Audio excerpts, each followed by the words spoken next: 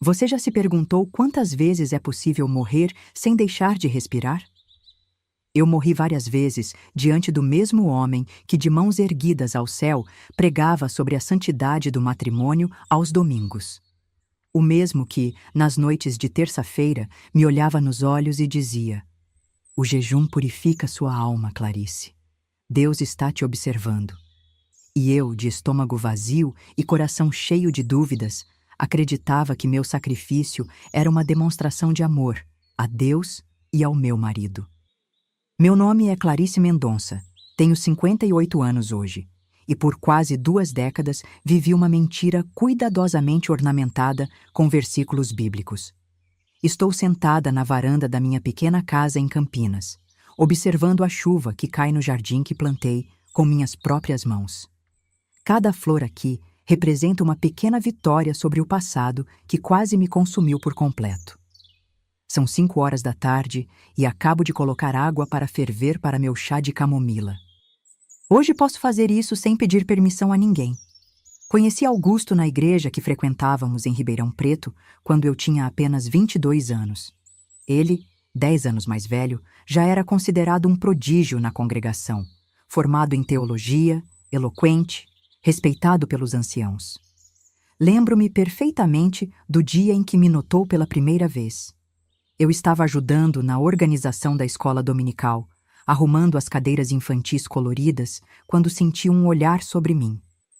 Quando me virei, lá estava ele, Bíblia em punho, gravata impecavelmente alinhada e um sorriso que parecia iluminar o salão inteiro. "Irmã, seu trabalho com as crianças tem sido uma bênção", ele disse. Senti minhas bochechas queimarem enquanto balbuciava um agradecimento. Naquela época, receber um elogio do presbítero Augusto era como ser notada pelo próprio céu. 6 meses depois, estávamos noivos. Nossa cerimônia foi celebrada pelo pastor titular, com direito a coral, flores brancas por todo o templo e uma recepção modesta no salão da igreja. Lembro-me do peso da aliança dourada em meu dedo, símbolo de uma união que eu acreditava abençoada pelos céus. Minhas amigas invejavam minha sorte por ter conquistado o coração do homem mais admirado da congregação. Minha mãe, uma mulher simples do interior, chorava de emoção vendo sua filha casar com um homem de Deus. "Você foi escolhida, minha filha", ela dizia entre lágrimas. "Deus tem propósitos para você ao lado desse homem." O que ninguém imaginava, nem mesmo eu, era que tipo de propósito me aguardava. Os primeiros sinais apareceram no nosso 3º mês de casados. Augusto havia sido promovido a tesoureiro da igreja, posição que exigia mais tempo no escritório administrativo. Foi quando ele mencionou o jejum pela primeira vez, durante o café da manhã de uma quarta-feira comum. "Estive orando, Clarice, e senti que precisamos fortalecer nosso casamento espiritualmente", disse ele, fechando sua Bíblia após a devoção matinal. "A partir de hoje, vamos iniciar jejuns semanais. Às terças-feiras, você jejuará para fortalecer nosso lar, enquanto eu estarei na igreja, em trabalho administrativo." Aceitei com fervor de uma recém-casada dedicada. Sem questionamentos, sem dúvidas. Afinal, quem era eu para questionar um homem que conseguia citar versículos de Levítico de cor e salteado? Um homem que, todos os domingos, ficava de pé diante da congregação e falava com autoridade sobre o caráter de Deus? Mal sabia eu que aquela quarta-feira marcaria o início de um jejum muito maior, um jejum de dignidade que duraria quase 20 anos. Nasci em Ibitinga, interior de São Paulo, filha de José e Aparecida, donos de uma pequena loja de tecidos no centro da cidade. Cresci entre retalhos coloridos e o som constante da máquina de costura, Singer, que minha mãe operava nos fundos da loja. Nossos domingos eram divididos entre a missa da manhã e os almoços na casa da vovó Conceição, onde primos, tios e vizinhos se reuniam para saborear a famosa galinhada com pequi que só ela sabia fazer. Minha infância foi simples, mas feliz. Estudei em escola pública, participava do coral da igreja e sonhava em me tornar professora. Aos 17 anos, consegui uma bolsa parcial em uma faculdade de pedagogia em Ribeirão Preto. Foi a primeira vez que saí de casa, que me distanciei do cheiro de café fresco que minha mãe preparava todas as manhãs. Em Ribeirão, dividi um pequeno apartamento com 2 colegas de faculdade e trabalhava meio período como auxiliar em uma creche para complementar a renda. Foi minha colega de quarto, Mariana, que me convidou para conhecer a Igreja da Graça Renovada. É diferente da Igreja Católica, Clarice. Lá você sente Deus de verdade, ela dizia com olhos brilhantes. Curiosa e em busca de conexões na cidade grande, aceitei o convite. A primeira vez que entrei naquele templo, senti algo diferente. As pessoas cantavam de olhos fechados, mãos erguidas, algumas choravam enquanto louvavam. Era uma experiência mais intensa do que as missas dominicais da minha infância. Em pouco tempo, estava completamente envolvida. Participava das células de estudo bíblico às quintas, do grupo de jovens aos sábados, e não perdia um culto sequer aos domingos. Foi nesse período que conheci Augusto Santos. Ele não era apenas um presbítero, era considerado um exemplo de homem temente a Deus. Formado em contabilidade e cursando teologia, trabalhava em um escritório respeitado da cidade durante a semana e dedicava seus fins de semana integralmente à igreja. Sua família era tradicional na congregação. Seu pai havia sido um dos fundadores do ministério em Ribeirão Preto. Quando começamos a namorar, eu estava no último ano da faculdade. Tudo aconteceu dentro dos padrões cristãos que a igreja pregava. Namoro supervisionado, encontros em lugares públicos, sempre com a Bíblia por perto para estudos. Augusto parecia o príncipe que minha mãe havia prometido que Deus guardava para mim. Gentil, articulado, respeitado por todos. Nossas conversas giravam em torno de versículos, interpretações teológicas e planos para servir a Deus juntos. Você tem o perfil perfeito para a esposa de um líder, ele me dizia, acariciando meus cabelos castanhos. Doce, submissa, dedicada ao Senhor.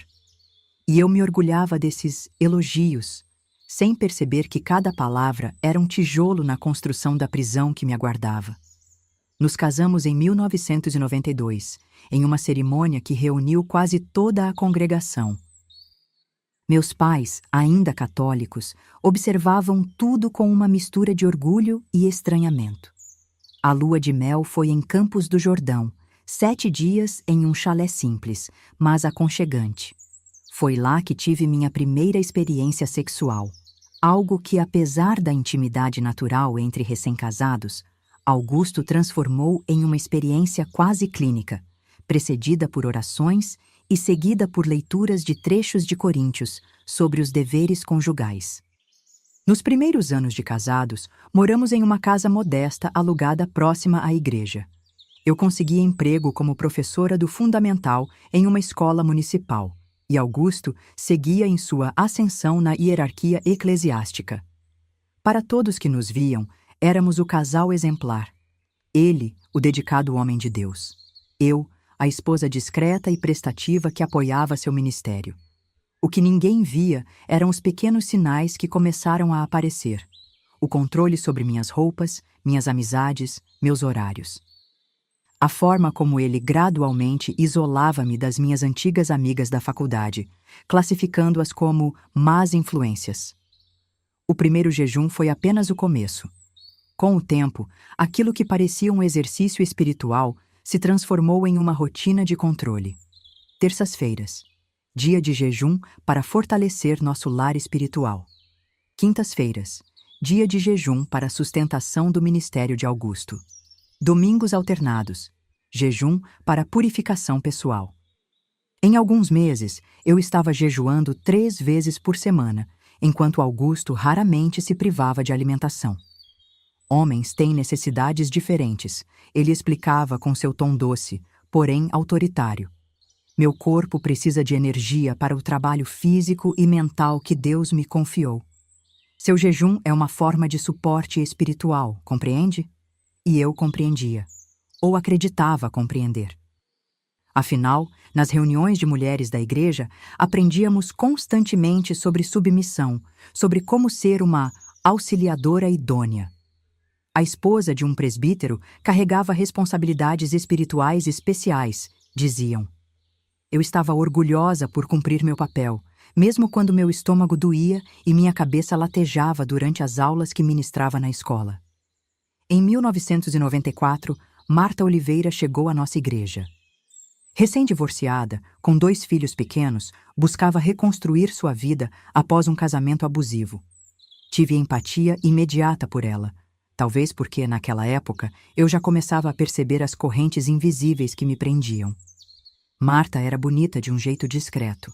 Cabelos castanho claros, sempre presos em um coque, roupas comportadas, porém elegantes, e um olhar que alternava entre melancolia e determinação. Augusto logo a acolheu na comunidade. É nossa obrigação cristã oferecer apoio aos quebrantados, ele disse durante o jantar, após o primeiro domingo em que Marta frequentou o culto. Em poucas semanas, ela foi convidada para trabalhar na secretaria da igreja, já que tinha experiência administrativa e a congregação precisava de alguém para organizar a papelada crescente. Foi em um domingo chuvoso de maio que notei algo diferente. Augusto pregava sobre integridade no matrimônio, um de seus temas favoritos. De onde eu estava sentada, na primeira fileira como era esperado da esposa do presbítero, podia ver Marta na lateral do templo, próxima à mesa de som. Seus olhos não deixavam o púlpito nem por um segundo, e havia neles um brilho que reconheci imediatamente, o mesmo brilho que eu tinha quando o conheci. Naquela mesma semana, Augusto anunciou que precisaria estender seu horário na igreja às terças-feiras. A contabilidade está atrasada, e Marta precisa de ajuda para organizar os registros, explicou, enquanto ajustava sua gravata diante do espelho. Estaremos em jejum e oração enquanto trabalhamos. Estaremos? Perguntei, notando pela primeira vez o uso do plural. Seu olhar endureceu por um segundo antes de suavizar novamente.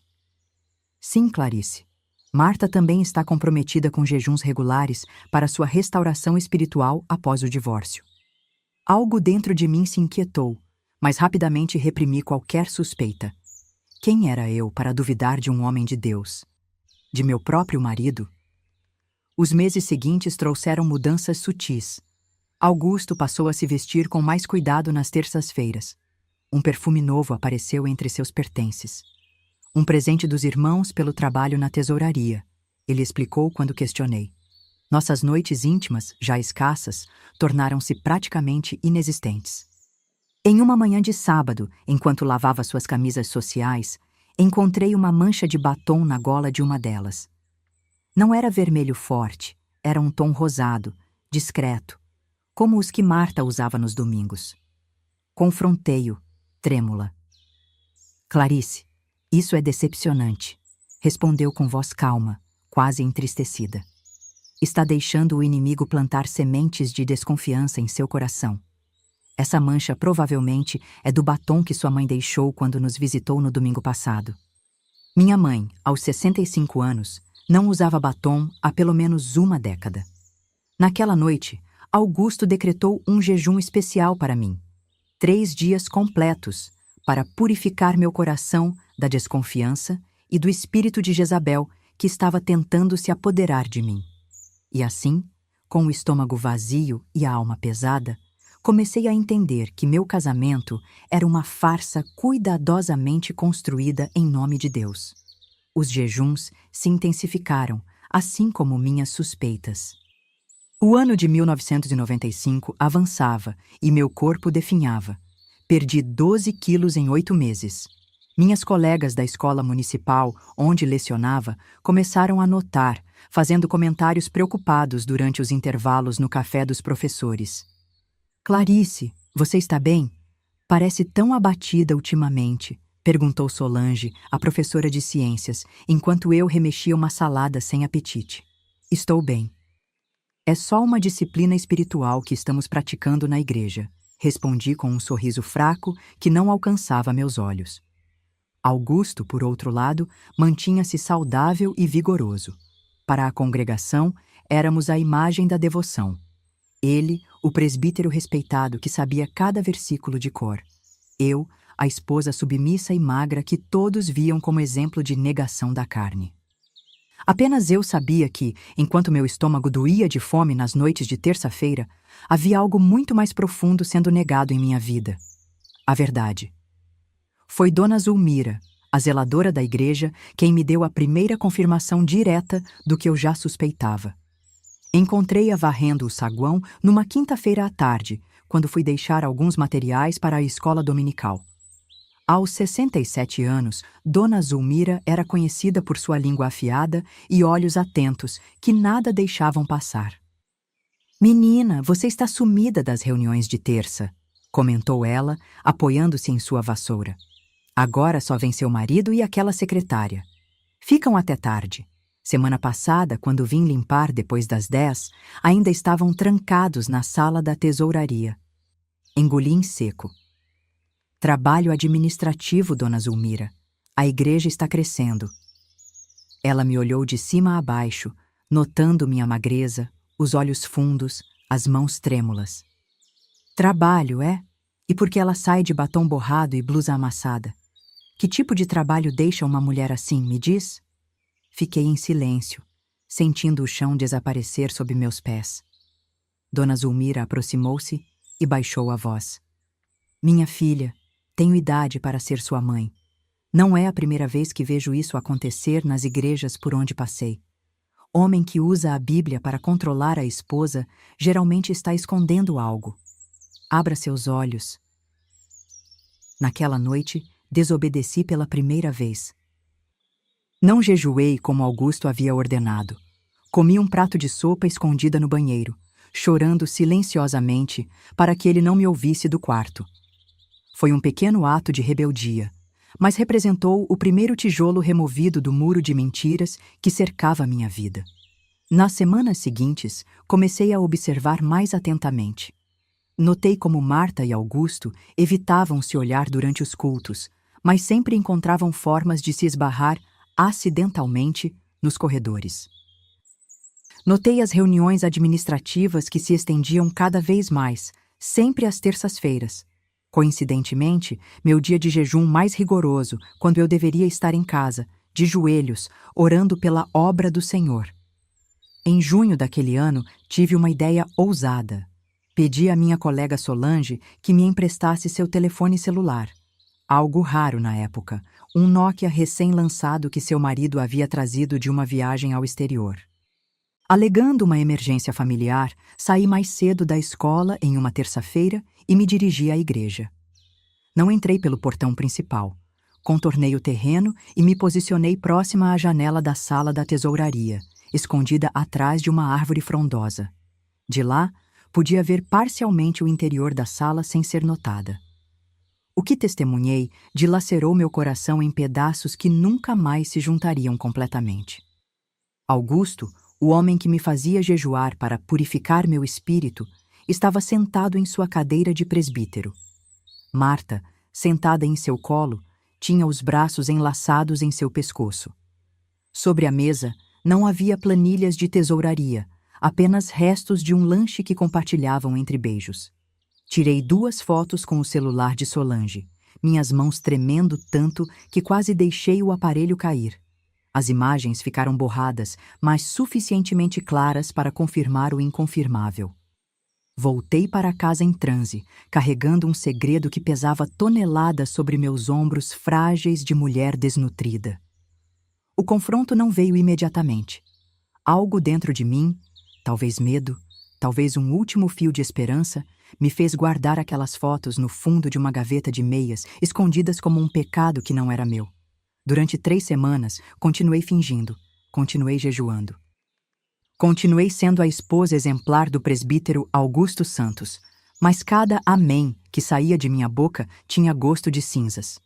Enquanto isso, comecei a fazer algo que deveria ter feito há muito tempo: ler a Bíblia por conta própria, sem a interpretação de Augusto filtrando cada versículo. Descobri passagens sobre verdade, sobre dignidade, sobre um Deus que não oprime os fracos. Percebi que os jejuns que me eram impostos não tinham fundamentação nas Escrituras.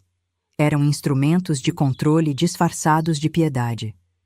Em uma noite particularmente difícil, quando a fome e a tristeza faziam meu corpo doer, encontrei conforto em um versículo de Isaías que dizia: Porventura, não é este o jejum que escolhi? Que soltes as ligaduras da impiedade, que desfaças as ataduras do jugo e que deixes livres os oprimidos e despedaces todo o jugo? Isaías 58:6. Ali estava, na própria Bíblia que Augusto usava para me controlar, a libertação que eu precisava. O estopim aconteceu numa terça-feira de julho. Augusto havia saído mais cedo, como de costume, afirmando que aquela noite seria de muita batalha espiritual na igreja e que eu deveria permanecer em jejum completo até o dia seguinte. Após sua saída, uma força desconhecida tomou conta de mim. Vesti-me, arrumei meu cabelo e, pela primeira vez em anos, passei um batom cor-de-rosa que havia comprado escondido. Dirigi até a igreja em nosso Fiat Uno, o único carro que tínhamos e que raramente me era permitido usar. Estacionei a 2 quadras de distância e caminhei lentamente até os fundos do prédio. O familiar caminho até a janela da tesouraria parecia agora um corredor sentenciador. O que vi, porém, não acontecia mais na tesouraria. A luz da sala pastoral estava acesa.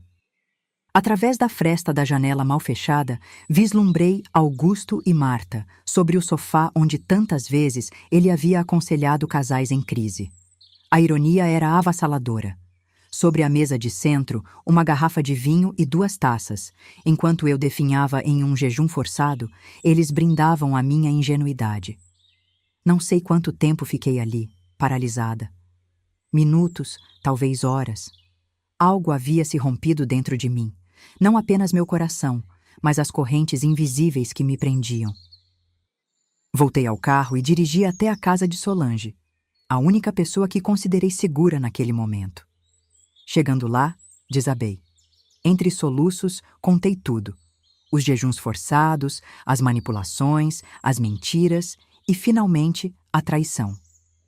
Mostrei-lhe as fotos que havia tirado semanas antes e descrevi o que acabara de presenciar. Meu Deus, Clarice, ela exclamou horrorizada. Isso não é um casamento, é uma prisão, e não tem nada a ver com cristianismo verdadeiro. Passei a noite no quarto de hóspedes de Solange. Pela primeira vez em anos, comi uma refeição completa sem culpa. Uma sopa de legumes e um pedaço de pão que saboreei como se fosse o banquete mais requintado do mundo. O sabor da liberdade era indescritível. Na manhã seguinte, tomei minha decisão. Não retornaria para casa como a mesma mulher submissa e manipulada. Augusto precisaria encarar a verdade, e eu também. Ele atendeu meu telefonema no 3º toque, sua voz misturando irritação e preocupação. Onde você está? Por que não está em casa? Precisamos conversar, Augusto. Sei de tudo sobre você e Marta. Um silêncio pesado preencheu a linha. Quando finalmente falou, sua voz havia mudado para o tom pastoral que usava para intimidar quem questionava sua autoridade. Clarice, você está sendo influenciada por espíritos de confusão. Volte para casa agora e vamos orar juntos. Não, respondi, sentindo uma firmeza que desconhecia em minha própria voz. Encontre-me no café perto da praça às 2 horas, um lugar público, Augusto. Tenho provas do que vocês têm feito enquanto eu jejuo em casa, e se você não vier, a igreja inteira receberá cópias dessas provas no domingo. Desliguei, trêmula, mas determinada. Àquela altura, o medo da verdade era menor que o medo de continuar vivendo na mentira. Ele chegou ao café com 15 minutos de atraso, uma pequena demonstração de poder, seu último esforço para manter o controle da situação. Vestia um terno cinza, sua armadura de homem respeitável, e carregava uma Bíblia debaixo do braço, seu escudo habitual contra questionamentos. Escolhi uma mesa no fundo, parcialmente protegida por uma divisória de plantas, mas ainda assim à vista de outros clientes. Não queria um escândalo público, mas tampouco me arriscaria a estar completamente sozinha com ele. Sentou-se sem me olhar nos olhos, colocando a Bíblia sobre a mesa como quem posiciona uma arma. Isso é obra do inimigo, Clarice. foram suas primeiras palavras, em tom baixo e controlado. Satanás está usando seu ciúme para destruir nosso ministério. Abri minha bolsa e coloquei sobre a mesa as fotos impressas que Solange me ajudara a revelar naquela manhã. Mesmo desfocadas, eram inequívocas. O inimigo tem câmera fotográfica agora, Augusto? Perguntei, mantendo a voz firme apesar do tremor em minhas mãos. Explique isso, e explique também por que eu precisava passar fome enquanto você compartilhava vinho e comida com Marta na sala pastoral. Seu rosto empalideceu, mas rapidamente retomou a compostura. Anos de manipulação do púlpito haviam lhe dado habilidades teatrais impressionantes. Fechou os olhos por um momento, como se orasse, e então os abriu com uma expressão de tristeza estudada. Clarice, Clarice, você não entende os fardos que carrego. Um homem tem necessidades que uma esposa deveria compreender. Marta estava fragilizada, buscando apoio espiritual. Foi um momento de fraqueza que já confessei ao Senhor. E os jejuns? Insisti. Por que me fazia passar fome enquanto vocês festejavam? Ele abriu a Bíblia em um movimento fluido, encontrando instantaneamente uma passagem marcada. 1 aos Coríntios, capítulo 11, versículo 9. Porque também o homem não foi criado por causa da mulher, mas a mulher por causa do homem. O jejum era para sua purificação espiritual, Clarice, para ajudá-la a superar suas próprias fraquezas. Algo rompeu-se dentro de mim, a última corda que me mantinha presa há anos de doutrinação. Fechei sua Bíblia com força, quase prendendo seus dedos. Chega de usar a palavra de Deus para justificar sua hipocrisia, disse, surpreendendo a nós dois com a firmeza em minha voz. Acabou, Augusto. Estou pedindo o divórcio. A palavra divórcio, tão condenada em seus sermões, caiu entre nós como uma bomba. Seu olhar mudou instantaneamente da falsa compaixão para algo mais sombrio, mais verdadeiro. Raiva. Você não vai fazer isso, sibilou, inclinando-se para a frente. Pensa no escândalo, na vergonha, no que as pessoas vão dizer? Ninguém na igreja acreditará em você contra mim, Clarice. Sou presbítero há 15 anos. Você é apenas uma esposa amargurada e mentalmente instável. Talvez, respondi, começando a recolher minhas coisas. Mas tenho isso. Apontei para as fotos. E tenho Dona Zulmira, que os viu muitas vezes. E se isso não for suficiente, tenho a verdade. Algo que você esqueceu há muito tempo. Levantei-me, sentindo-me mais alta do que meu 1,65 de altura. Augusto agarrou meu pulso com força. Se fizer isso, vai se arrepender, ameaçou. Vou garantir que ninguém naquela igreja olhe para você novamente. Vou contar a todos sobre suas crises nervosas, sobre como encontrei você lendo horóscopos escondida, sobre... Você pode contar o que quiser, interrompi puxando meu braço. Não vou mais viver na sua mentira, e não vou mais passar fome enquanto você se banqueteia com sua amante. Coloquei algumas notas sobre a mesa para apagar meu café intocado. As fotos ficam com você. Tenho as cópias originais em lugar seguro. Saí do café sem olhar para trás, sentindo o peso de seu olhar furioso. Nas próximas horas, recebi dezenas de ligações. Dele, do pastor titular, de irmãs preocupadas da igreja. Não atendi nenhuma. Passei a noite novamente na casa de Solange, tentando processar a magnitude da mudança que havia iniciado. No domingo seguinte, mesmo contra os conselhos de Solange, voltei à igreja. Não para o culto regular, mas para a reunião administrativa que sempre acontecia após o almoço. Entrei no meio da sessão, diante dos olhares atônitos dos presbíteros, e contei minha história. A guerra estava apenas começando. A sala do conselho da igreja nunca me pareceu tão pequena quanto naquela tarde de domingo.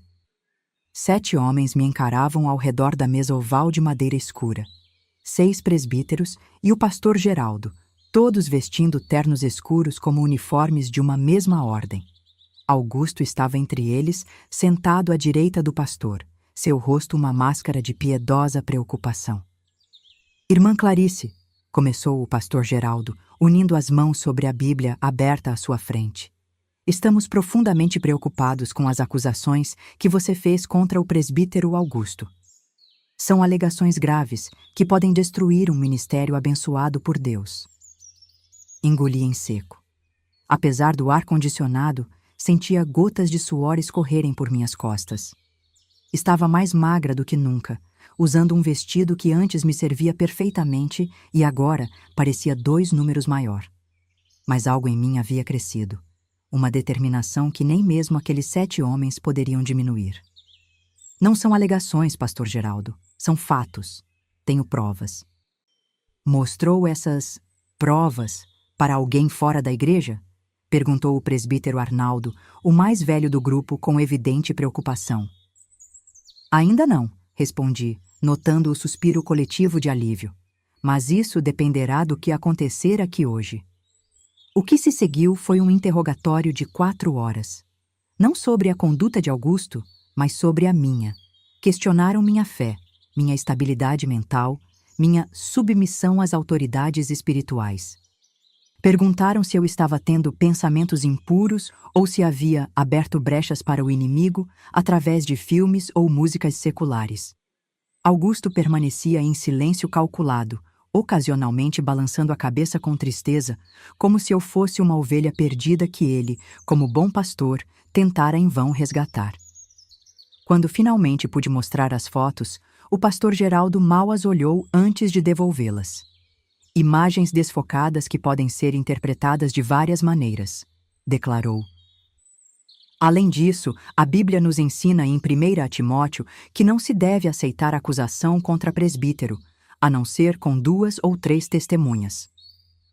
Dona Zulmira os viu diversas vezes, argumentei. Uma funcionária de limpeza com conhecidos problemas de visão, interveio Augusto pela primeira vez, sua voz carregada de falsa compaixão. Clarice, querida, você precisa de ajuda espiritual, não de escândalo.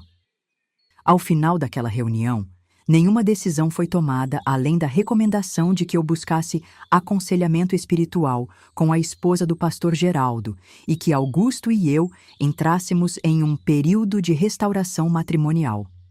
Ninguém mencionou Marta. Ninguém questionou os jejuns forçados. Saí dali com uma certeza: aquele não era mais meu lugar.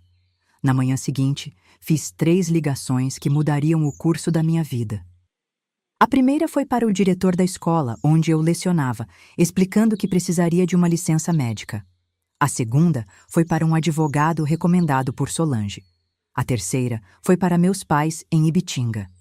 Filha, volta para casa, disse minha mãe, chorando ao telefone quando contei parte do que estava acontecendo. Seu quarto continua do mesmo jeito que deixou. Augusto descobriu meus planos antes que eu pudesse executá-los. Retornou para casa mais cedo naquela terça-feira. Ironicamente, o dia que deveria ser de trabalho administrativo na igreja. Encontrou-me empacotando algumas roupas e objetos pessoais. Então é assim? Perguntou, parado na porta do quarto. Vai abandonar seu marido e seu ministério por causa de uma fantasia paranoica? Não é paranoia quando tenho provas, Augusto. Respondi sem olhá-lo, continuando a dobrar minhas blusas. Ele atravessou o quarto em 3 passadas largas e agarrou minha mala jogando-a no chão. Roupas e objetos pessoais espalharam-se pelo carpete bege. Você não vai a lugar nenhum, declarou. Sabe o que acontece com mulheres que abandonam o lar? Perdem tudo: emprego, respeito, amigos. Posso garantir que nunca mais dará aula naquela escola. Havia uma ameaça implícita em suas palavras que me fez gelar. Augusto tinha conexões na cidade, amigos em posições de influência que frequentavam nossa igreja. Pela primeira vez, senti medo real, não apenas por minha reputação, mas por minha segurança. Augusto, acabou, disse, tentando manter a voz firme. Não sou mais aquela menina ingênua que você manipulava com versículos fora de contexto. Seu semblante mudou. O pastor piedoso deu lugar ao homem furioso que eu raramente via, aquele que aparecia apenas quando as portas estavam fechadas e ninguém mais podia testemunhar. Você é minha esposa, sibilou. Prometeu obediência diante de Deus. Até que a morte nos separe, lembra? A ênfase na palavra morte fez meu sangue gelar. Naquele momento, percebi que minha saída precisaria ser mais estratégica do que eu havia planejado. Não era apenas meu casamento que estava em jogo, era minha própria vida. Forcei um suspiro derrotado, abaixei-me para recolher minhas coisas. Você está certo, vou ficar. Preciso orar mais sobre isso. O sorriso que ele me deu, um sorriso de triunfo mal disfarçado, confirmou que eu havia tomado a decisão certa ao fingir recuar. Eu precisaria de um novo plano, um que ele jamais veria chegar. Durante as 2 semanas seguintes, interpretei o papel que Augusto esperava de mim, a esposa arrependida e submissa. Compareci aos cultos, sentei no primeiro banco, sorri nos momentos apropriados. Voltei a jejuar nas terças-feiras, embora secretamente comesse pequenos lanches escondidos no banheiro da escola durante meu intervalo. Precisava recuperar minhas forças para o que estava por vir. No dia 15 de agosto de 1995, uma terça-feira, executei a primeira fase do meu plano. Solicitei ao banco, onde mantínhamos nossa conta conjunta, a emissão de um extrato detalhado dos últimos 6 meses. O gerente, membro de nossa igreja, hesitou inicialmente. Precisa da autorização do seu marido, irmã Clarice, disse ele, ajustando a gravata com desconforto. Irmão Paulo, respondi com um sorriso sereno. Você sabe que Augusto está ocupadíssimo com os preparativos para o Congresso de Líderes. Ele mesmo me pediu para organizar nossas finanças enquanto ele cuida das coisas do reino. A mentira saiu com uma naturalidade que me surpreendeu. Anos observando Augusto manipular pessoas com sua linguagem espiritual haviam me ensinado mais do que eu gostaria de admitir. O extrato revelou o que eu suspeitava. Retiradas regulares às terças-feiras, sempre seguidas por gastos em um hotel na cidade vizinha. A evidência do adultério estava ali, documentada em papel timbrado do banco.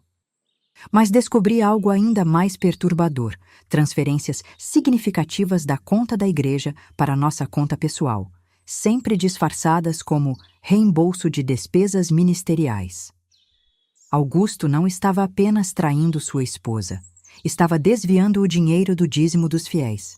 Enquanto isso, continuei construindo minha rede de apoio longe dos olhos da igreja. Solange tornou-se minha confidente e estrategista. Através dela, conheci Doutora Helena Campos, uma advogada especializada em direito familiar que não frequentava nenhuma igreja local e, portanto, estava fora da esfera de influência de Augusto. Seu caso é mais comum do que imagina, disse Doutora Helena durante nossa primeira consulta secreta na hora do almoço. Abuso espiritual é uma forma de violência psicológica e os extratos bancários são evidência suficiente para um bom acordo de divórcio. Mas precisamos agir com cautela. Meu plano era simples: reunir provas suficientes, tanto do adultério quanto do desvio de dinheiro, garantir um lugar seguro para ficar e então confrontá-lo com a presença de testemunhas. Tudo estava indo conforme planejado, até uma falha crucial que quase destruiu tudo. Na última semana de agosto, esqueci de apagar o histórico de navegação do computador que compartilhávamos depois de pesquisar sobre divórcio em caso de infidelidade e como proteger seus bens durante separação. Augusto, sempre vigilante, encontrou essas pesquisas e armou uma emboscada. Voltei da escola numa quinta-feira e encontrei não apenas Augusto, mas também o pastor Geraldo, o presbítero Arnaldo e suas respectivas esposas sentados na sala de estar. No centro da mesa de café, uma pasta contendo os extratos bancários que eu havia escondido e impressões das minhas pesquisas na internet. Clarice, começou o pastor Geraldo com voz grave, estamos aqui porque Augusto está profundamente preocupado com seu estado espiritual. Estas pesquisas, ele apontou para os papéis, mostram uma mulher determinada a destruir um casamento consagrado por Deus. Fiquei paralisada, sentindo o chão desaparecer sob meus pés. Toda minha estratégia cuidadosa havia sido descoberta. O que você tem a dizer, irmã? Perguntou a esposa do pastor Geraldo, Dona Eunice, com falsa doçura. Naquele momento, percebi que tinha duas opções: continuar negando e perder qualquer credibilidade que ainda me restava, ou fazer algo que nunca havia tentado: enfrentá-los abertamente, sem medo. Escolhi a segunda opção. Digo que esses extratos mostram mais do que minhas pesquisas sobre divórcio, respondi, surpreendendo a todos com minha firmeza. Mostram um homem que usa o dinheiro da igreja para pagar por encontros com sua amante. A sala caiu em um silêncio sepulcral. Augusto empalideceu visivelmente. Como ousa? Começou ele, mas o interrompi. E digo mais. Não estou apenas buscando um divórcio. Estou considerando levar essas informações às autoridades competentes.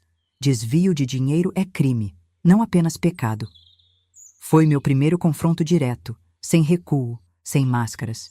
E também meu primeiro grande erro tático. Revelei minhas intenções antes de estar completamente protegida. Naquela mesma noite, após a saída dos visitantes, Augusto mostrou sua verdadeira face. O confronto físico que se seguiu deixou marcas que um vestido de manga comprida mal conseguiria esconder no domingo seguinte. Mais grave ainda, meus documentos pessoais desapareceram, assim como meu celular e qualquer dinheiro que eu havia guardado. Estava efetivamente prisioneira em minha própria casa, vigiada por um homem que agora sabia exatamente quais eram minhas intenções. A superação que eu imaginava próxima acabava de se tornar muito mais distante e perigosa. 3 dias se passaram sem que eu pudesse contatar ninguém. Augusto passou a me levar e buscar na escola, justificando aos colegas que estávamos num período especial de reconciliação conjugal e que queria demonstrar seu amor cuidando de mim. Aos olhos externos, éramos o casal cristão em processo de restauração. Em casa, vivíamos uma guerra fria entremeada por sermões sobre submissão feminina e ameaças veladas. Foi Dona Zulmira, a zeladora da igreja, quem percebeu que algo estava errado. Na sexta-feira, enquanto eu ajudava na organização da biblioteca da igreja, sempre sob o olhar vigilante de Augusto, ela aproximou-se, fingindo limpar as estantes. Menina, sussurrou quando Augusto foi atender o telefone. Aquelas marcas no seu braço não me enganam. Meu primeiro marido também era homem de Deus, só no púlpito. Lágrimas vieram aos meus olhos antes que pudesse controlá-las. Não posso sair, confessei em voz baixa. Ele pegou meus documentos, meu dinheiro. Dona Zulmira assentiu discretamente e continuou seu trabalho sem dizer mais nada. No domingo seguinte, enquanto eu estava no banheiro feminino da igreja, o único lugar onde Augusto não podia me seguir, ela deslizou um envelope para dentro da minha bolsa. Me encontre aqui às 5 da manhã de quarta-feira, dizia o bilhete dentro do envelope, junto com uma chave e R$ 200 em notas de 20. A porta lateral estará destrancada. Traga apenas o essencial. Aquela pequena chave representava muito mais do que o acesso a algum lugar físico. Era a chave para minha liberdade. Durante os próximos 2 dias, planejei meticulosamente. Separei documentos importantes que Augusto não havia encontrado. Meu diploma universitário e certidão de nascimento estavam escondidos entre páginas da minha Bíblia. Algumas fotos de família e pouquíssimas roupas. Na quarta-feira, 6 de setembro de 1995, às 4h30 da manhã, levantei-me silenciosamente da cama. Augusto dormia profundamente, exausto após uma reunião do conselho que havia se estendido até tarde. Calcei tênis em vez dos habituais sapatos de salto que faziam barulho, vesti um agasalho sobre a camisola e peguei a pequena bolsa que havia preparado. Deixei sobre o travesseiro uma única nota. Provérbios 19:5. O versículo dizia: a testemunha falsa não ficará impune, e o que profere mentiras não escapará. A igreja ficava a 15 minutos a pé da nossa casa. Caminhei pelas ruas desertas, o coração batendo tão forte que parecia querer saltar para fora do peito. Cada carro que passava era uma ameaça em potencial. E se Augusto acordasse? E se algum membro da igreja me visse? A paranoia era minha companheira constante depois de semanas de vigilância intensiva. Dona Zulmira esperava na porta lateral, exatamente como prometera. Ao seu lado estava um homem de meia-idade que reconheci como seu filho, motorista de caminhão. "Este é Toninho", apresentou ela rapidamente. "Ele está saindo para São Paulo agora cedo. Vai te deixar na rodoviária de Campinas." "Mas meus pais estão em Ibitinga", protestei confusa. "Justamente", respondeu ela com firmeza. "É o primeiro lugar onde vão te procurar. Tenho uma prima em Campinas que vai te acolher até as coisas se acalmarem. Depois, você decide seu próximo passo." Abracei aquela senhora de aparência frágil que demonstrava uma força que eu ainda estava aprendendo a cultivar. "Por que está me ajudando, Dona Zulmira?" perguntei com a voz embargada. Ela segurou meu rosto entre suas mãos calejadas. "Porque há 30 anos ninguém me ajudou quando eu precisava fugir. E porque o Deus que eu conheço não aprisiona mulheres, ele as liberta." A viagem até Campinas no caminhão de Toninho durou quase 4 horas. Conversamos pouco. Eu, consumida pelo medo de ser encontrada. Ele, respeitando meu silêncio. Quando chegamos à rodoviária, ele me entregou um envelope. "Mamãe pediu para te entregar isso quando chegássemos", disse antes de acrescentar. "E pediu para dizer que, se alguém te procurar, nunca esteve com a gente." O envelope continha um bilhete com um endereço em Campinas, mais algum dinheiro e algo que fez meu coração apertar, uma pequena cruz de madeira feita à mão. "Para lembrar que a fé verdadeira liberta, não aprisiona", dizia a nota de Dona Zulmira. A prima de Dona Zulmira, Aparecida, era uma senhora viúva que morava sozinha em uma casa modesta no bairro São Bernardo, em Campinas. Recebeu-me sem fazer muitas perguntas, oferecendo um quarto simples e a promessa de discrição absoluta. Nos primeiros dias, mal saía do quarto, aterrorizada com a possibilidade de Augusto me encontrar. Acordava sobressaltada com qualquer barulho, esperando vê-lo à porta. O telefone fixo da casa tocava, e eu congelava de medo. Foi nesse período de isolamento forçado que comecei a escrever um diário, primeiro como forma de terapia, depois como registro meticuloso de tudo o que havia acontecido nos últimos anos. Cada jejum forçado, cada manipulação espiritual, cada encontro suspeito, cada agressão verbal e física. A escrita tornou-se minha âncora em meio à tempestade emocional que vivia. "Nosso maior inimigo é o esquecimento", escreveu. Aparecida em um bilhete que deixou junto com um caderno novo quando o primeiro acabou. "Registre tudo. Um dia, sua história poderá salvar outras mulheres." Outubro chegou com um calor incomum para a primavera paulista. Completava 1 mês desde minha fuga, e aos poucos comecei a reconstruir alguma normalidade. Aparecida me ajudou a encontrar trabalho como professora substituta em uma escola municipal da periferia de Campinas, um arranjo informal, pago semanalmente, que não exigia documentação completa nem referências anteriores. "A diretora é minha amiga da juventude", explicou Aparecida. "Contei parte da sua situação. Ela entende de mulheres que precisam recomeçar." Usando o nome de solteira e evitando falar sobre meu passado, consegui estabelecer uma rotina. Lecionava pela manhã, ajudava a Aparecida com sua pequena confecção de artesanato à tarde e, à noite, continuava escrevendo meu diário. Nos finais de semana, frequentávamos uma pequena paróquia católica onde ninguém me conhecia, um lugar onde eu podia sentar nos bancos do fundo e apenas observar, sem a pressão de participar ou dar testemunhos. Foi Aparecida quem me convenceu a procurar ajuda profissional. "Não é só o corpo que fica marcado quando apanhamos", disse ela enquanto preparávamos o jantar. "A alma também precisa de curativos." Assim conheci doutora Renata, uma psicóloga que atendia a preços acessíveis em um centro comunitário. Nas primeiras sessões, mal conseguia falar sobre Augusto sem tremer. Com o tempo, aprendi a identificar os mecanismos de manipulação que haviam sido utilizados contra mim. E o mais importante, compreendi que não era culpada por ter sido vítima.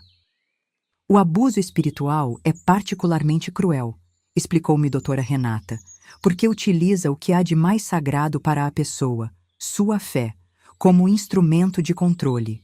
A recuperação envolve separar o Deus em quem você acredita das distorções que seu manipulador criou. Lentamente, como uma planta que volta a crescer após um longo inverno, comecei a reconectar com minha própria espiritualidade, uma fé mais simples, sem intermediários que determinavam o que Deus queria ou não de mim. No final de novembro, quando já me sentia mais segura, recebi a primeira notícia do mundo que havia deixado para trás. Solange, minha amiga da escola em Ribeirão, conseguiu me encontrar através de um recado deixado com meus pais. Augusto enlouqueceu depois que você fugiu.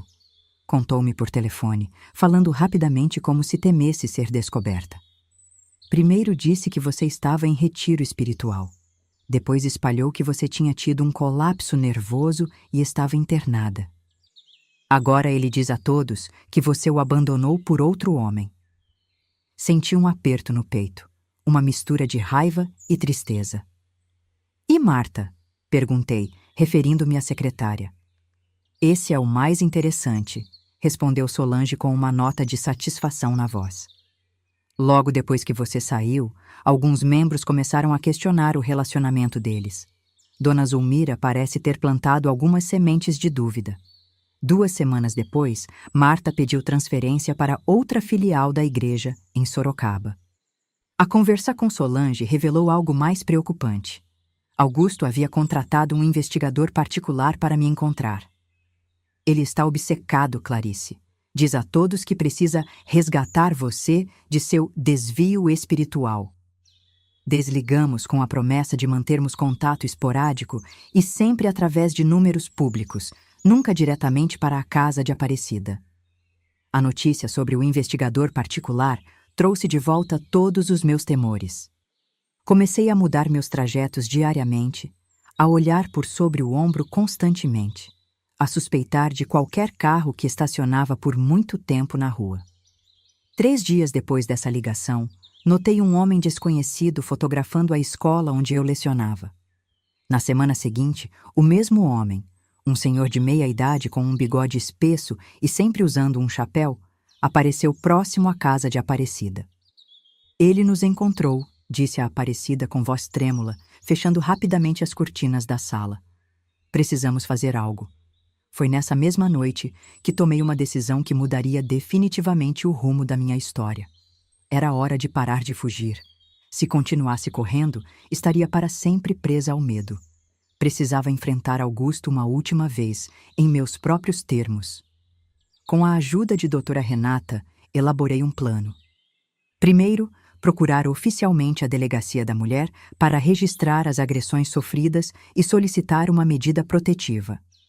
Em seguida, entrar com o pedido formal de divórcio, incluindo as evidências de adultério e desvio financeiro. Por fim, enviar uma carta ao Conselho Nacional da Denominação denunciando o comportamento de Augusto. Será muito difícil, advertiu doutora Renata. Estamos em 1995. As leis de proteção à mulher ainda são frágeis e ele tem influência na comunidade religiosa. Eu sei, respondi, sentindo uma determinação que nascia não da raiva, mas de algo mais profundo, a certeza de que minha liberdade valia qualquer batalha. Mas se não fizer isso, nunca vou realmente me libertar. O que eu não sabia era que Augusto já estava a um passo à minha frente. Na manhã seguinte, ao sair para o trabalho, encontrei-o parado junto ao portão da casa de Aparecida, Bíblia na mão e aquele sorriso que eu conhecia tão bem, o sorriso que precedia suas piores manipulações. Olá, esposa, disse ele, como se estivéssemos apenas retomando uma conversa interrompida. Vim levá-la para casa. Vim levá-la para casa. 5 palavras que fizeram meu sangue gelar nas veias. Augusto estava ali, impecavelmente vestido em seu terno cinza, o mesmo que usava para ocasiões especiais na igreja.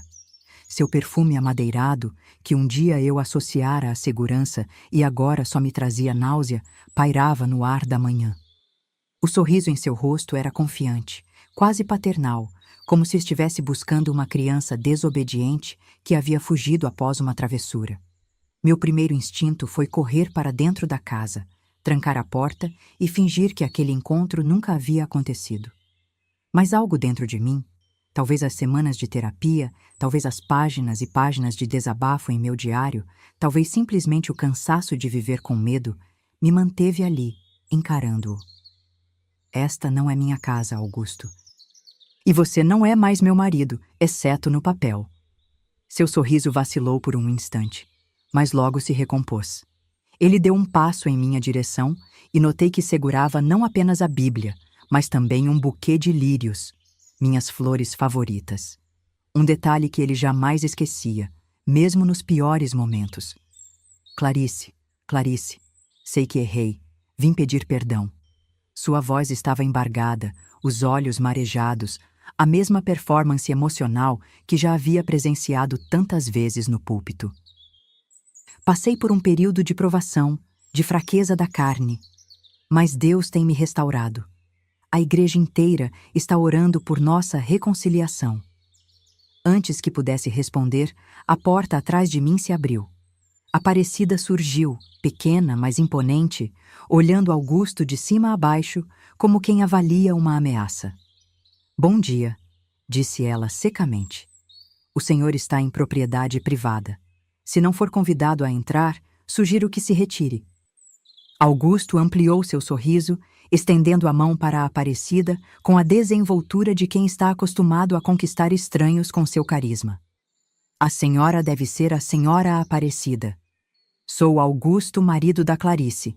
Agradeço por cuidar dela durante esse período confuso, mas vim buscá-la para casa. Temos muito a reconstruir." Aparecida ignorou a mão estendida. "Senhor Augusto, se não se retirar em 1 minuto, chamarei as autoridades. E acredite, neste bairro, a polícia chega rápido." Foi então que vi o brilho familiar nos olhos de Augusto. Aquela centelha de raiva controlada que precedia seus piores momentos. Mas estávamos em público, e ele era mestre em manter as aparências. "Clarice", disse ele, ignorando a Aparecida e focando em mim, "sei que está confusa. Sei que pessoas a envenenaram contra mim, mas lembre-se dos votos que fizemos diante de Deus. O que Deus uniu, não separe o homem. Estou disposto a perdoar tudo, sua fuga, sua rebeldia, essa vergonha que trouxe para nosso ministério." Cada palavra era como uma pequena adaga, precisa e calculada para atingir minhas inseguranças mais profundas. Semanas atrás, eu teria me encolhido, pedido desculpas, talvez até retornado com ele. Mas algo havia mudado fundamentalmente em mim. "Augusto", respondi calmamente, "você não veio aqui pedir perdão. Veio para me controlar novamente. Mas acabou. Estou entrando com pedido de divórcio esta semana." Seu rosto transformou-se instantaneamente. O sorriso benevolente deu lugar a uma expressão dura. Os olhos perderam o brilho lacrimejante. Jogou o buquê de lírios no chão e deu um passo ameaçador em minha direção. "Você não pode fazer isso. Sabe o que acontecerá se tentar me envergonhar publicamente?" "Tenho amigos, Clarice. No fórum, na delegacia, na Secretaria de Educação. Nenhuma escola neste estado a contratará novamente. E quanto aos seus pais, como acha que ficarão quando souberem das mentiras que anda espalhando sobre mim?" Aparecida colocou-se entre nós. "Já chega, estamos gravando esta conversa, senhor. Cada ameaça sua ficará registrada." Ela levantou um pequeno gravador que tinha em mãos, um blefe corajoso, pois o aparelho estava desligado. Augusto recuou, recompondo sua máscara de serenidade. "Não vim ameaçar ninguém, apenas recuperar minha esposa desgarrada." "Clarice, estarei no Hotel Central até sexta-feira. Venha conversar comigo, sozinha. Tenho certeza de que podemos resolver isso como família, sem envolver tribunais ou fofocas desnecessárias." Com isso, girou nos calcanhares e caminhou em direção a um carro estacionado na esquina, não nosso velho Uno, mas um Monza preto recém-comprado, ostentação que a igreja certamente havia financiado. Aparecida abraçou-me enquanto eu tremia. "É hora de finalizar seu plano", sussurrou. "Ele não vai desistir facilmente." Naquele momento, soube que havia chegado ao ponto sem retorno. O confronto final estava próximo e eu precisava estar preparada. Nas 48 horas seguintes, movimentamos todas as peças do nosso plano com a precisão de jogadoras de xadrez. Primeiro, acompanhada por doutora Renata e Aparecida, compareci à Delegacia da Mulher de Campinas para registrar um boletim de ocorrência detalhando as agressões físicas e psicológicas que havia sofrido. A delegada, doutora Márcia Nogueira, ouviu meu relato com uma atenção que me fez chorar de alívio. Pela primeira vez, uma autoridade estava realmente me escutando. O que você descreve é um caso clássico de abuso psicológico e coercitivo usando religião como instrumento, observou ela, fazendo anotações detalhadas. Infelizmente, vemos isso com frequência. O difícil é provar, especialmente quando o agressor tem status na comunidade. Em seguida, através de doutora Helena, a advogada que Solange havia me apresentado e que agora aceitara me representar por um valor simbólico, dei entrada no processo de divórcio. Os extratos bancários mostrando os desvios de dinheiro da igreja e as fotos, mesmo desfocadas, foram anexados como evidência. Não será um processo fácil, advertiu doutora Helena. Ele vai contestar tudo, usar a igreja como escudo, tentar desacreditá-la. Está preparada? Assenti, sentindo uma determinação que crescia a cada passo dado. Mais do que nunca. Por fim, redigi uma carta formal ao Conselho Nacional da Denominação, detalhando o comportamento de Augusto com evidências datadas e testemunhas dispostas a confirmar, incluindo Dona Zulmira, que corajosamente assinou uma declaração. A parte mais difícil, porém, estava por vir. Depois de consultar doutora Renata e refletir profundamente, decidi aceitar o convite de Augusto para uma conversa no hotel, mas em meus termos. Telefonei para o Hotel Central na quinta-feira. Augusto Santos, por favor, pedi à recepcionista. Quando ele atendeu, sua voz soou triunfante. Sabia que viria a razão, Clarice. Aceitarei conversar com você. Respondi firmemente. Amanhã às 14 horas, no restaurante do hotel, um lugar público, e não estarei sozinha. Ele hesitou. Assuntos de família devem ser tratados em privado. Essa é minha condição. No restaurante com minha advogada presente, ou então nos encontraremos apenas no tribunal. Após um longo silêncio, ele concordou. Na sexta-feira, às 14 horas em ponto, entrei no restaurante do Hotel Central, acompanhada por doutora Helena. Augusto já nos esperava em uma mesa ao fundo, um copo de água mineral intacto à sua frente. Vestia um terno mais simples que o habitual, e notei olheiras profundas que traíam noites mal dormidas. Quando nos sentamos, ele ignorou completamente minha advogada, focando apenas em mim. Clarice, começou com aquele tom pastoral que eu conhecia tão bem. Sei que está confusa, influenciada por pessoas que não compreendem nosso chamado. Não estou confusa, Augusto, interrompi, mantendo a voz calma, apesar do coração acelerado. Estou mais lúcida do que nunca. Doutora Helena abriu sua pasta e colocou alguns documentos sobre a mesa.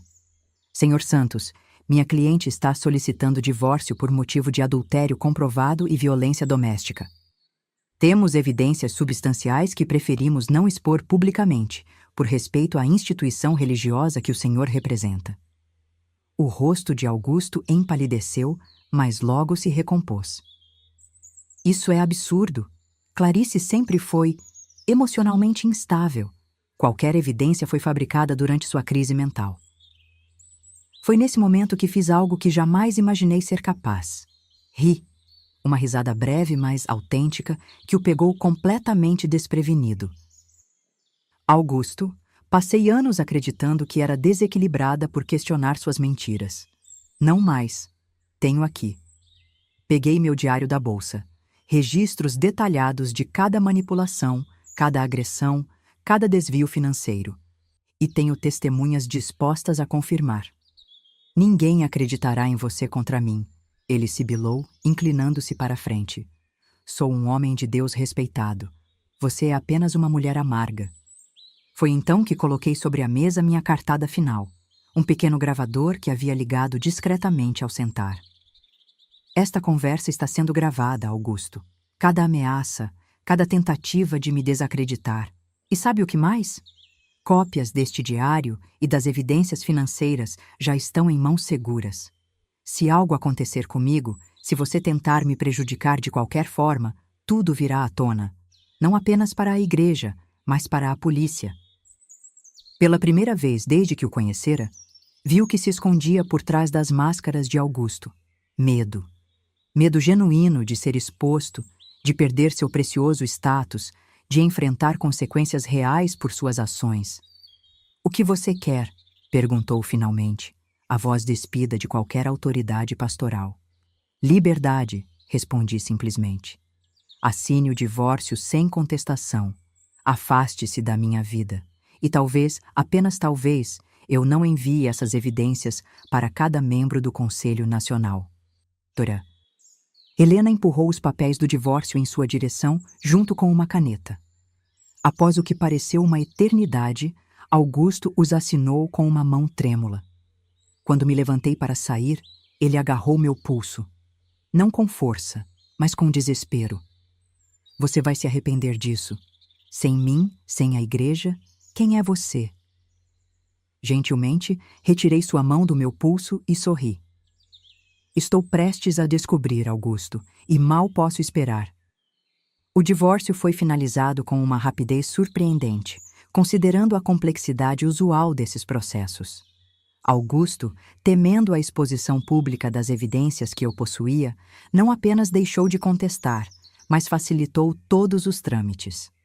Dentro de 3 meses, eu estava oficialmente divorciada e legalmente protegida por uma medida restritiva que o impedia de se aproximar. O preço dessa vitória, porém, foi alto. Como Augusto havia prometido, suas conexões se mobilizaram. A escola municipal onde eu lecionava informou que, devido a cortes orçamentários, meu contrato temporário não seria renovado. Referências negativas circularam entre as instituições de ensino da região. Meu nome foi mencionado em sermões como exemplo de apostasia e rebeldia feminina contra a ordem divina. Mais doloroso foi o afastamento de antigos amigos da congregação. Pessoas com quem compartilhei anos de convivência agora viravam o rosto quando me viam nas ruas de Campinas. Alguns, que inicialmente me procuraram em segredo expressando apoio, logo desapareceram, temendo represálias. Uma exceção notável foi Dona Zulmira, que não apenas manteve contato, mas defendeu-me abertamente. Sua posição na igreja tornou-se insustentável, resultando em sua aposentadoria compulsória após 15 anos como zeladora. Quando fui visitá-la para agradecer sua coragem, encontrei uma mulher serena em sua pequena casa nos arredores da cidade. "Não se preocupe comigo, menina", disse ela, servindo-me café em xícaras de porcelana guardadas para ocasiões especiais. "Aos 68 anos, já não tenho muito a perder, e ganho mais vendo você livre do que limpando os pecados daquela gente." Augusto, por sua vez, enfrentou suas próprias consequências. A carta que enviei ao Conselho Nacional não provocou sua remoção imediata. A irmandade masculina da liderança religiosa mostrou-se previsível em sua proteção mútua, mas plantou sementes de dúvida que lentamente floresciam. Soube por Solange que ele foi transferido para uma congregação menor, em uma cidade do interior de Minas Gerais, longe dos holofotes que tanto apreciava. Marta, a secretária, ressurgiu brevemente para me procurar, 6 meses após o divórcio. Encontramo-nos em uma padaria neutral, onde ela, visivelmente nervosa, confessou que também havia sido manipulada. "Ele me convenceu que você o maltratava, que era emocionalmente instável, que ele precisava de conforto espiritual", explicou, evitando meu olhar. "Quando você fugiu, percebi que havia algo muito errado, que talvez eu não fosse a primeira." Não senti raiva dela, apenas uma profunda exaustão diante do padrão que se revelava. Marta era apenas outro peão no jogo de manipulação de Augusto. Despedimo-nos sem promessas de amizade, mas com um entendimento silencioso de que ambas havíamos sobrevivido ao mesmo predador, ainda que de formas diferentes. Os meses seguintes foram de reconstrução lenta e dolorosa. Sem conseguir emprego formal como professora devido às referências negativas, sobrevivi dando aulas particulares. Aparecida continuou sendo meu pilar de apoio, insistindo que eu permanecesse em sua casa pelo tempo necessário. As sessões com doutora Renata tornaram-se menos frequentes, conforme minha saúde mental melhorava, mas mantivemos um vínculo que eventualmente se transformaria em amizade. O momento mais significativo desse período ocorreu em uma tarde chuvosa de março de 1996, quando recebi uma carta oficial do Ministério da Educação aprovando minha inscrição para um processo seletivo de professores em São Paulo, capital. Aparecida, que havia submetido minha aplicação sem me contar, sorriu ao ver minha expressão de surpresa. "É hora de recomeçar em um lugar onde ninguém conhece seu passado", disse ela, abraçando-me. "Um lugar grande o suficiente para que as garras dele não a alcancem." Naquela mesma noite, sentada na pequena varanda dos fundos, observando a chuva cair sobre o jardim de Aparecida, percebi que algo fundamental havia mudado. O medo constante que me acompanhara por meses de ser encontrada, de ser desacreditada, de perder tudo novamente, havia sido substituído por uma sensação diferente: esperança. Não esperança ingênua, como a da jovem que fui ao me casar com Augusto, acreditando em contos de fadas espirituais. Era uma esperança madura, temperada pelo sofrimento e pela descoberta de minha própria força. Uma esperança que nascia da certeza de que, finalmente, eu estava escrevendo minha própria história, e não mais seguindo um roteiro imposto por outrem. Em abril de 1996, com uma pequena mala, maior que aquela com que havia fugido, e meu precioso diário, embarquei em um ônibus para São Paulo. Aos 32 anos, estava prestes a começar minha terceira vida. São Paulo me recebeu com sua característica indiferença. Uma cidade grande demais para se importar com os segredos de mais uma migrante. Aluguei um quarto modesto em uma pensão familiar no bairro da Liberdade, administrada por uma senhora japonesa que fazia poucas perguntas e valorizava o silêncio tanto quanto eu. Passei na seleção para professora da rede estadual e fui designada para uma escola na Zona Leste, distante o suficiente do centro para que o salário baixo fosse compensado pelo aluguel mais acessível. Os primeiros meses foram de adaptação e anonimato. Apresentei-me como Clarice Almeida, usando apenas meu sobrenome de solteira, e raramente mencionava minha vida anterior. Nas raras ocasiões em que alguém perguntava sobre meu passado, respondia vagamente: "Vim de Campinas buscando novas oportunidades." Não era mentira, apenas uma versão extremamente condensada da verdade. Aos domingos, visitava diferentes igrejas, não apenas evangélicas, mas católicas, espíritas, budistas.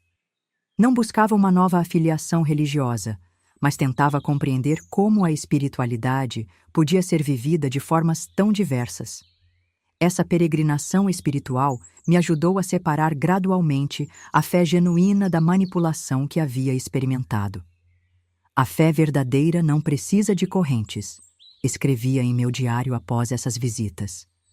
"O verdadeiro Deus, se existe, não precisa de intermediários que controlam o acesso a ele."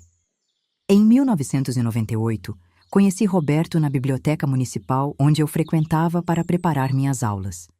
Professor de história, viúvo, pai de um menino de 8 anos, Roberto aproximou-se inicialmente para pedir ajuda com referências bibliográficas.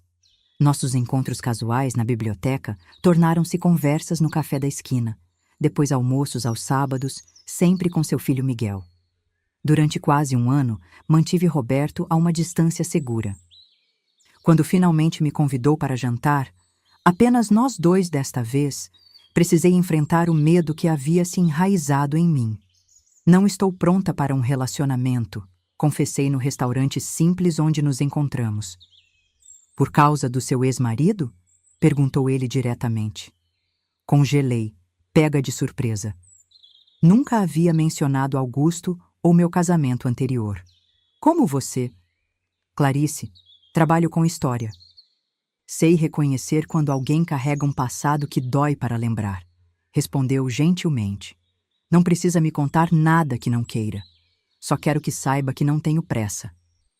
Naquela noite, chorei ao retornar para meu pequeno apartamento. Havia deixado a pensão após 1 ano, quando minha situação financeira melhorou um pouco. Chorei não de tristeza, mas pelo alívio de encontrar alguém que respeitava meus limites e meus silêncios. 3 meses depois, contei tudo a Roberto. Sobre Augusto, os jejuns forçados, as manipulações, o adultério, a fuga, sobre como a religião havia sido usada como instrumento de controle. Ele ouviu em silêncio, segurando minha mão quando as palavras ficavam difíceis de pronunciar. O que mais me assusta, confessei ao terminar meu relato, é a possibilidade de repetir padrões, de não reconhecer os sinais se eles aparecerem novamente. É normal ter medo, respondeu ele. Mas você não é mais aquela jovem de 22 anos. Você sobreviveu, aprendeu, cresceu. Confia em si mesma para reconhecer as diferenças. Nosso relacionamento avançou lentamente, com muito diálogo e respeito mútuo. Roberto jamais utilizava sua fé católica não praticante para justificar decisões ou impor visões. Miguel, seu filho, tornou-se uma presença alegre em minha vida. Uma criança curiosa que me fazia perguntas sobre ciências naturais que eu adorava responder. Em 2001, após 3 anos juntos e muitas conversas francas, decidimos morar juntos sem formalizar casamento. Uma escolha que o antigo Augusto teria condenado como pecaminosa, mas que para mim representava a liberdade de construir um relacionamento em meus próprios termos. Roberto respeitou quando expliquei que precisava manter certa independência financeira, incluindo uma pequena poupança que chamava de fundo de fuga. Não porque planejasse partir, mas porque a segurança de poder fazê-lo se necessário era fundamental para minha paz de espírito. Foi apenas em 2008, 12 anos após minha chegada a São Paulo, que consegui revisitar Ribeirão Preto. Acompanhada por Roberto, visitei a escola onde havia lecionado. Encontrei algumas antigas colegas, passei em frente à igreja onde minha vida havia mudado tão drasticamente. O prédio continuava lá, mas a denominação havia mudado. A congregação de Augusto aparentemente havia se dissolvido ou migrado. Como se sente? Perguntou Roberto enquanto observávamos o templo do outro lado da rua. Estranhamente, nada, respondi após refletir. É apenas um prédio agora. Aquela viagem encerrou um ciclo importante. Voltei a São Paulo não como uma fugitiva, mas como uma mulher que finalmente havia feito as pazes com seu passado, não esquecendo-o, mas integrando-o à sua história sem deixá-lo definir seu presente. Hoje, aos 58 anos, olho para trás e vejo com clareza como cada etapa daquela jornada dolorosa contribuiu para quem me tornei. O sofrimento não me enobreceu. Rejeito essa romantização da dor, mas as escolhas que fiz diante dele, sim. A decisão de não permitir que o abuso me definisse, de reconstruir minha espiritualidade em bases mais saudáveis, de continuar acreditando na possibilidade de relações autênticas e respeitosas. Quando minhas alunas adolescentes me perguntam sobre relacionamentos, faço questão de falar sobre consentimento, sobre fronteiras pessoais, sobre os sutis sinais de alerta que precedem relacionamentos abusivos. Não conto minha história completa. Seria inadequado compartilhar certos detalhes em sala de aula, mas transmito suas lições essenciais. Um relacionamento saudável te alimenta, digo a elas. Nunca te deixa com fome de respeito, de dignidade, de liberdade. A metáfora do jejum forçado versus nutrição emocional sempre me pareceu poderosa. Porque, no fim das contas, foi isso que Augusto fez durante anos. Me privou de nutrição emocional, espiritual e até física, criando uma dependência doentia de sua aprovação, sua interpretação de Deus, sua validação. E talvez essa seja a lição mais importante que aprendi. Assim como o corpo precisa de alimento regular e nutritivo, nossa alma também precisa ser alimentada com verdade, respeito e amor autêntico. Qualquer relacionamento, romântico, familiar, religioso, que nos mantenha em estado de fome emocional permanente, Não é um relacionamento, mas uma prisão. Na primavera de 2015, recebi um e-mail que jamais esperava. O assunto dizia apenas: gratidão, ex-membro da Igreja da Graça Renovada. Abri-o com certa hesitação, temendo que o passado voltasse a me assombrar. Prezada professora Clarice, começava a mensagem. Você não me conhece, mas mudou minha vida. Em 1996, eu tinha 16 anos e frequentava a igreja onde seu ex-marido era presbítero.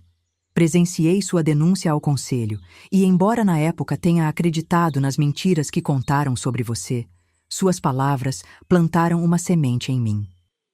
A mensagem continuava, narrando como aquela adolescente havia se casado ainda jovem com um homem de Deus que seguia os mesmos padrões de controle de Augusto e como, anos depois, a memória de minha denúncia lhe dera coragem para questionar sua própria situação. Quando comecei a jejuar 3 vezes por semana porque não estava sendo uma boa esposa cristã, lembrei-me de você. Pesquisei seu nome, encontrei artigos que escreveu sobre educação e percebi que havia sobrevivido e reconstruído sua vida. Isso me deu esperança. Aquela mensagem abriu as comportas para muitas outras. Nos meses seguintes, recebi dezenas de contatos, principalmente de mulheres, mas também de alguns homens, relatando experiências semelhantes em contextos religiosos controladores. Pessoas que haviam ouvido sobre minha história através de sussurros nos corredores das igrejas, de comentários de advertência, não sejam rebeldes como aquela professora, ou que simplesmente haviam conectado os pontos ao ler meus artigos ocasionais sobre autonomia feminina e religião. Foi esse fluxo inesperado de mensagens que me levou a criar, em 2017, o grupo de apoio Fé Sem Correntes. Começamos como um pequeno círculo de conversa quinzenal em uma sala emprestada de uma ONG feminista. Hoje, somos uma rede com mais de 200 participantes e encontros em 3 cidades diferentes. Não somos antirreligiosos, esse é um ponto que sempre enfatizo. Entre nossos participantes, há pessoas de diversas denominações cristãs, ex-evangélicos que se tornaram agnósticos, católicos em busca de uma fé mais pessoal, e até pessoas de outras religiões que vivenciaram dinâmicas semelhantes de controle espiritual. O que nos une é a compreensão de que espiritualidade autêntica e manipulação religiosa são fenômenos completamente distintos, embora frequentemente confundidos. Em nossos encontros, compartilhamos não apenas histórias de abuso, mas também caminhos de reconstrução, ferramentas para distinguir fé genuína de controle coercitivo e estratégias para criar sistemas de apoio para quem está no processo de saída de relações abusivas justificadas por discursos religiosos.